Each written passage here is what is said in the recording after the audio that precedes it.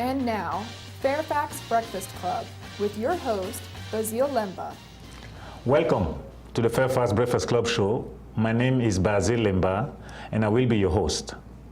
The FAIRFAX Breakfast Club is a weekly program in which we bring to you valuable and workable know-how you can use to improve your skills in networking and grow your business.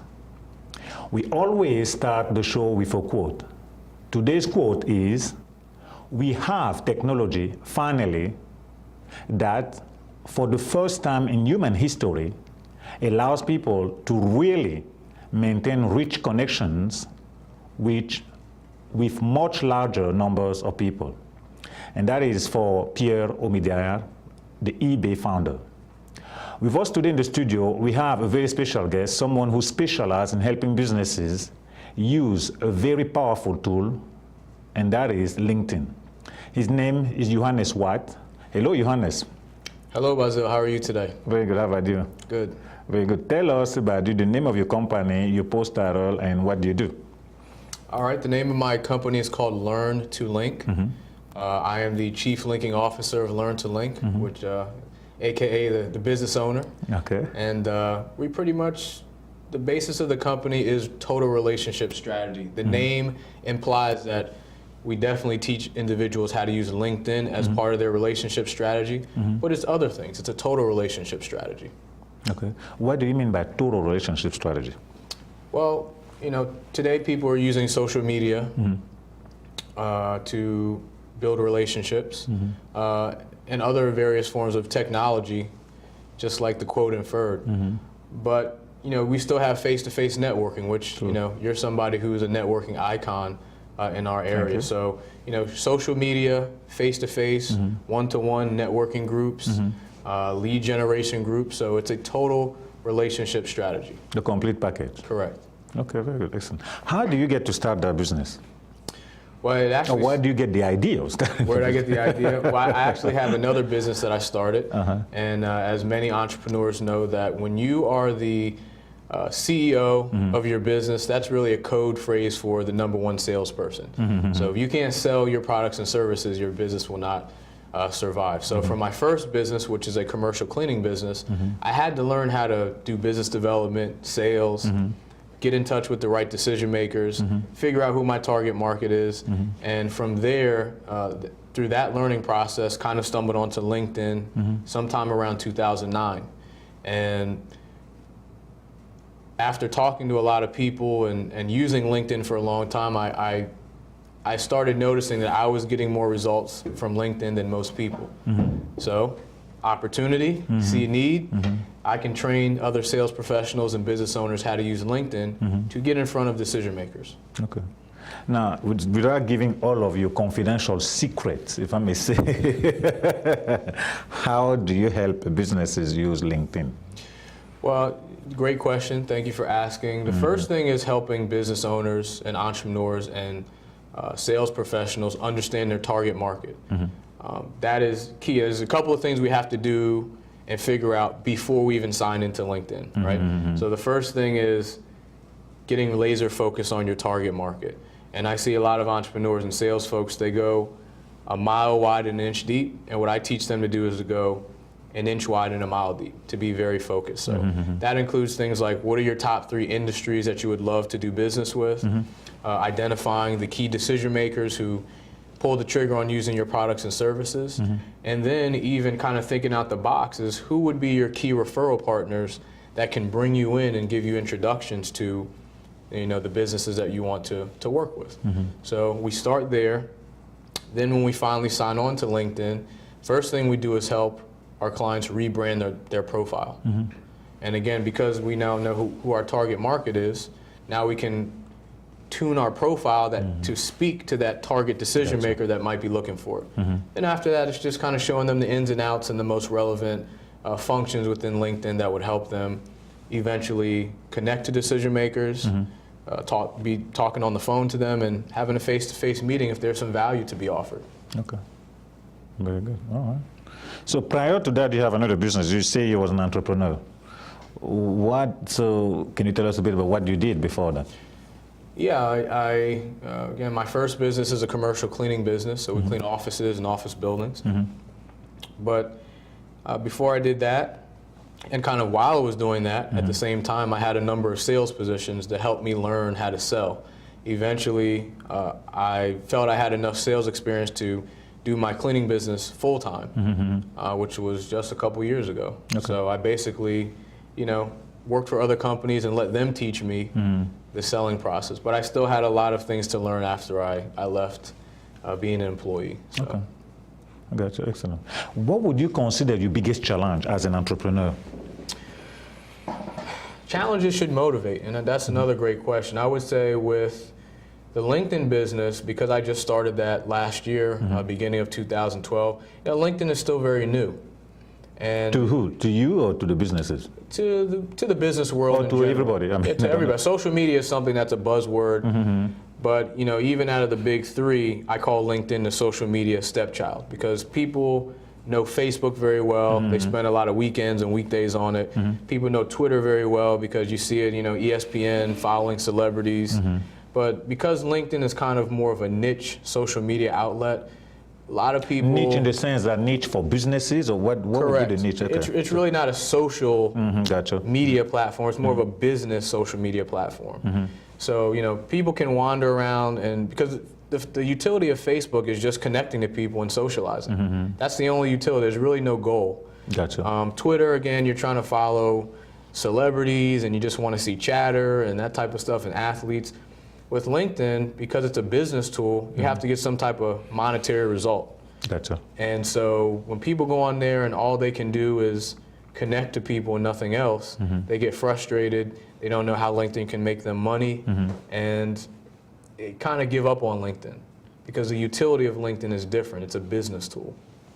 Okay, gotcha. Now, those who invented LinkedIn, why didn't they work it out? Don't they have tutorials or something for people to use it so it can help them make some money? Yeah, there's a help section of LinkedIn that has a lot of good articles, and you can find videos on how to use LinkedIn, even on YouTube. But there are so many different videos. There's videos for different types of people. If you're looking for a job, if you're trying to do it for business, if you just want to make connections. So, that's why people would hire me to get a focused result. And, I can do it within 1 or 2 sessions. If you want to spend the next year looking at YouTube videos, tutorials, that's your business, You're free to do that, is that what I'm hearing? Yeah, you're free country. Do whatever you want, So, people pay for products and services to get results. And as business owners, all of us, there are certain things that we try to do by ourselves and learn by ourselves. It could be marketing, could be advertising, could be learning how to build a website. And some things the business owner has to determine, okay, I can do this, and I can learn this relatively quickly. I can do this efficiently and effectively. But hey, there's other things where I would try to learn it forever and still not get a result. So you have to figure out what things you want to pay for to get a result. Gotcha. Okay. Very good. Okay, before we go any further, I know you brought a video. We're going to run that video so our audience over here can see that, and then we'll take it from there. Here we go.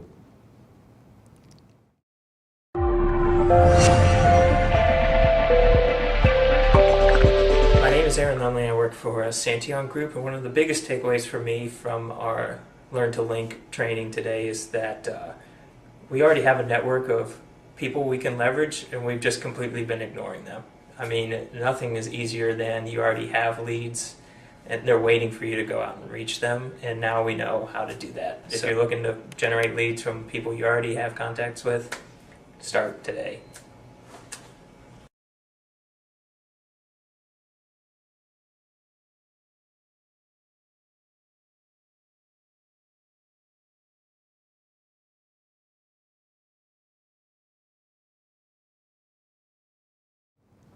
Welcome back. Okay, so now let me ask you this. What is your biggest success as a Chief Linking Officer? I think my biggest success has been not only the amount of business that I've gotten from putting in a lot of hard work, the year before, again, kind of back to your other question, what is the biggest challenge? When you bring something new to the market, change is hard. I primarily work with business owners and sales professionals, and they're used to taking a sales course, a Sandler sales training course, or hiring a sales coach, which are very effective. But LinkedIn is something new, and social media is something new. That's right. So people are very hesitant. So for me, the biggest challenge was just showing the value, showing that it can be relevant. And I really spent a year just showing people it could be relevant. I did a lot of free seminars, free workshops, just to give people a taste. And now I'm really bearing the fruit. So one of the biggest things that makes me happy is seeing the results of my hard work. Other thing is just the results that I've gotten people, helping people, you know, make their networking more efficient, helping people get in front of decision makers, and showing them how, you know, building relationships with the right people is a key factor in growing business. Very good. Okay. So what are your advices when it comes to networking, being that you've done the social media side of it and you've done the personal person-to-person? What advice would you give to a business person when it comes to networking? Well, yeah, great question. I would say the same thing like LinkedIn. Know your target market. I see a lot of people networking in the wrong places. They should be aware of a few things, especially when networking in a chamber or BNI, or, you know, like your networking breakfast is, are my ideal referral partners there? You know, that's very important, because the referrals are something you want to be ongoing. You can initially do business with people in the group, but then that'll be over at some point. Gotcha. And so you really should be going for a networking group that has your ideal referral partners, or really has a lot of people in your target market. Another important factor is understanding your business platform. Is it B2B or B2C? B2B, B2 business, B2C, B2 consumers. Correct. For our audience, yes. So and B2G, by the way, that's business to government. B2G. Yes. And so if you're B2G and you're going to a local networking group that just has a lot of consumer-based businesses, that may not be the right group for you. Gotcha. You know?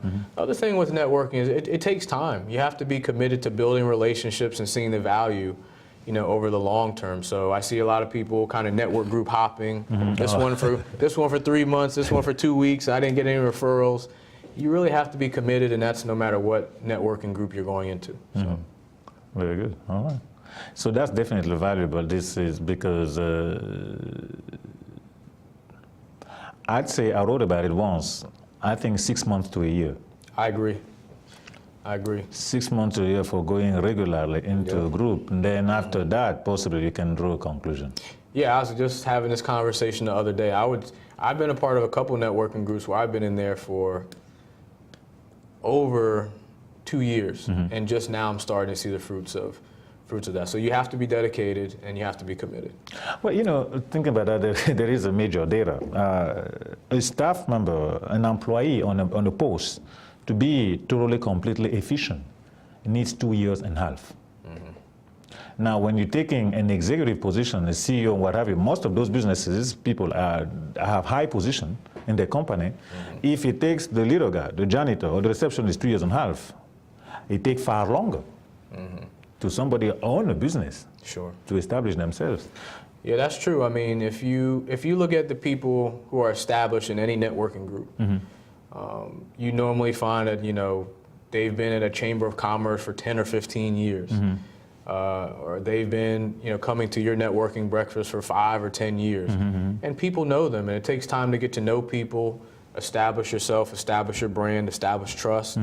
And so if you're not down for the long haul, then, you know, leaving a trail of kind of has-been networking groups and I halfway did this and I halfway did that one, that's not conducive with results and longevity. So yeah, it takes a minute. You're right. There's another detail. I mean, the word network is net, and then it has the word work in it. We take that up as a principle at breakfast event because it is fundamental. I can see it right now. I mean, some of the contact that we had, 6-7 years, they're bearing fruit right now.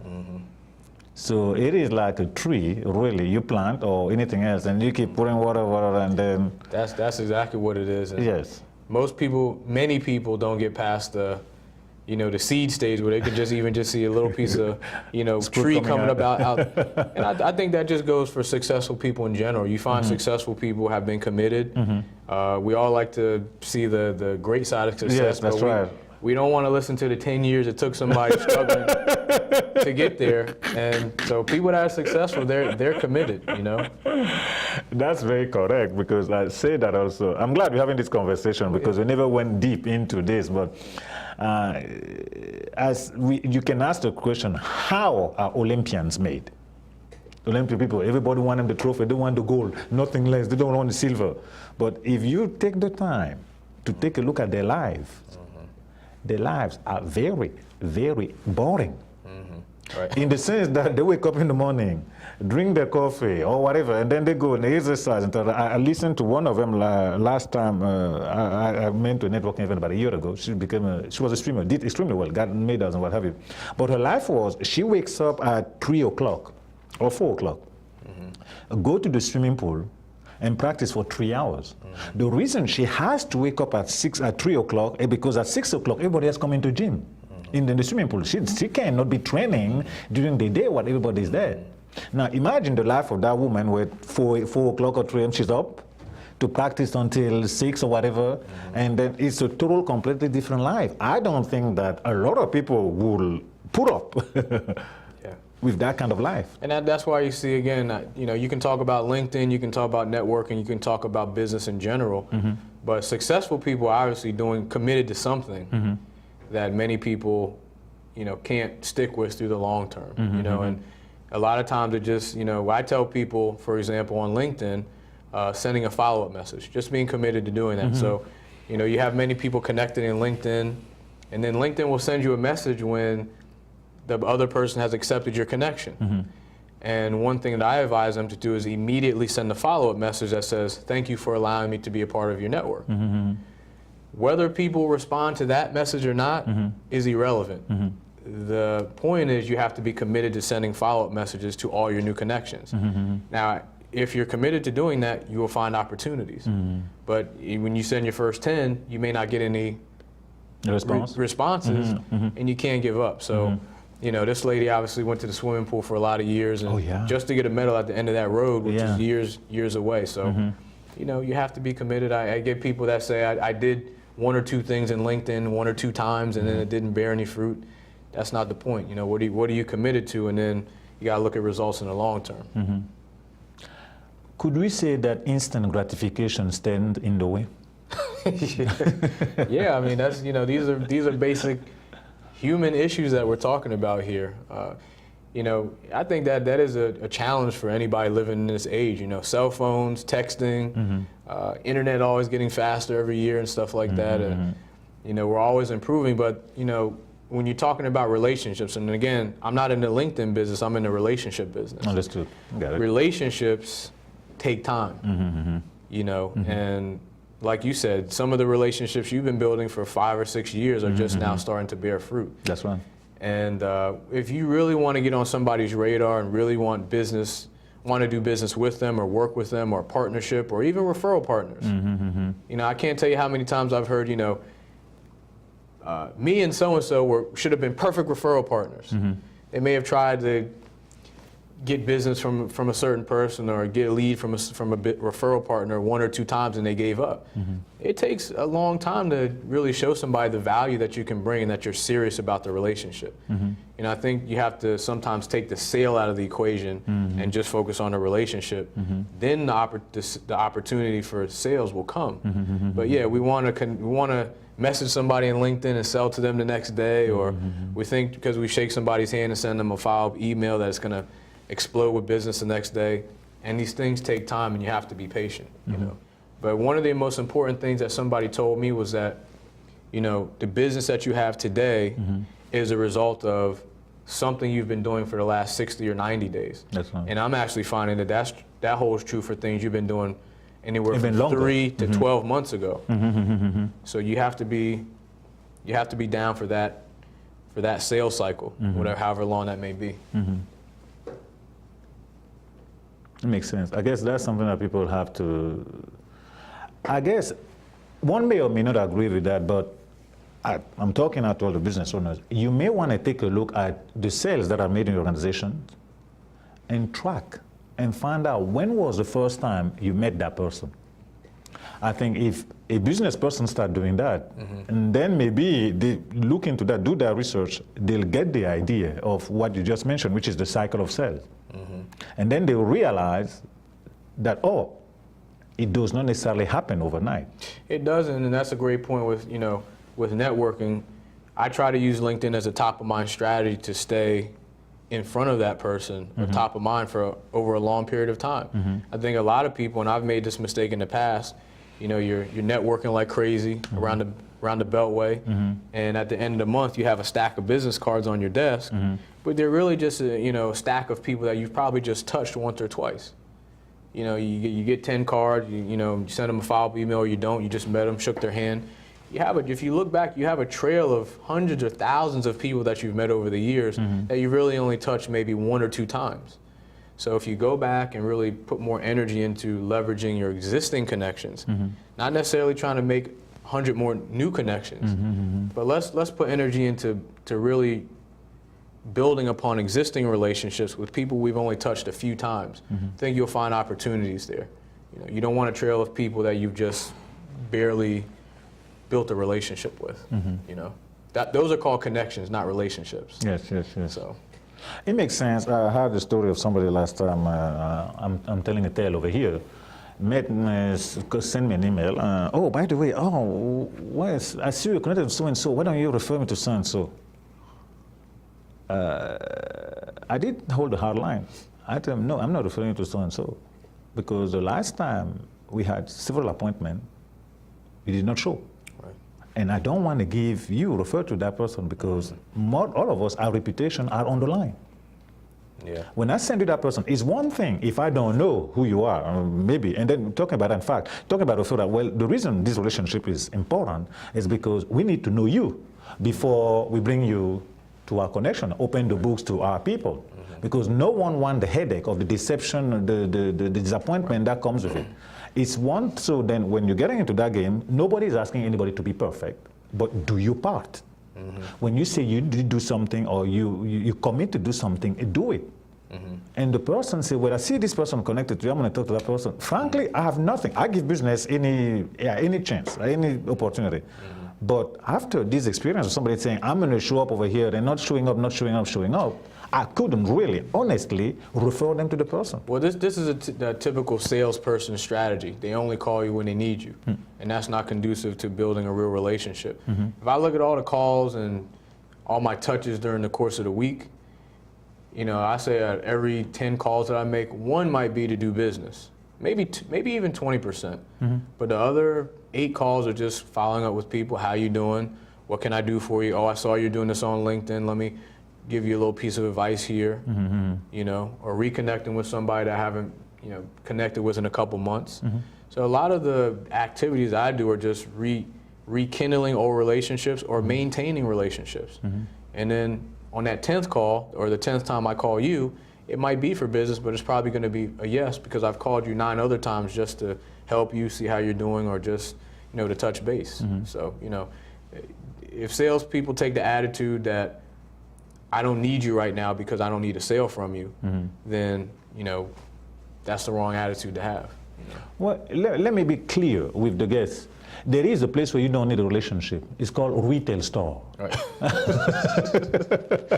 Thanks for breaking it down to those guys. Let me clarify. It exists. There is certain thing. You grab it, dump it on the belt. You don't even need to say hello to him. The business gets done. Right. But please understand that outside of that, to have it rolling, to have it last, to make it agreeable, enjoyable for all people, you have to take the time to build a relationship.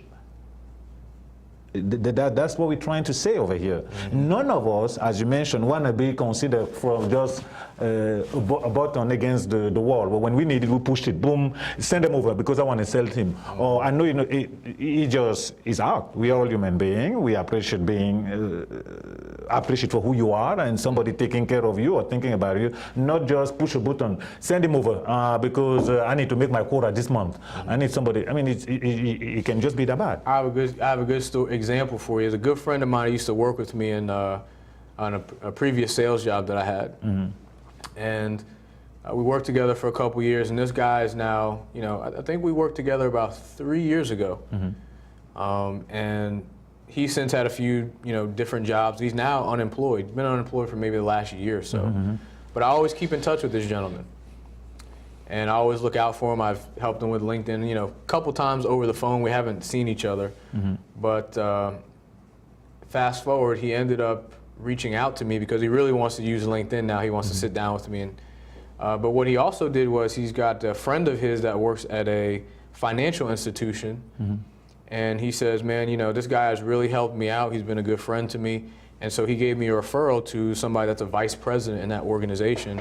And next week, I'll be talking with her to see if they want to use LinkedIn for their institution. And it's probably going to be, because apparently this lady and my friend are very close friends. So it's a very good chance I'll get that business opportunity. But I got that opportunity because I kept up with my friend and always made sure he was okay for the past 3 years. Gotcha. So when you focus on a relationship, people will easily bring you in. They'll go over the top to help you out.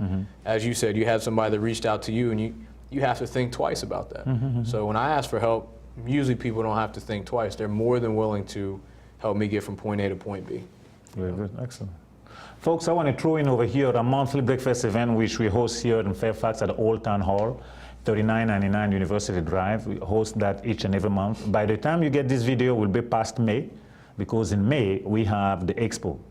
And know that our next expo will be on December the 6th, and we'd love to have you there. We pretty much covered it all, I think, and we thank you very much for tuning, and we're looking forward to seeing you 3 days a week, Tuesday 9 o'clock, midnight on Wednesday, and then Saturday. Good night. Bye-bye.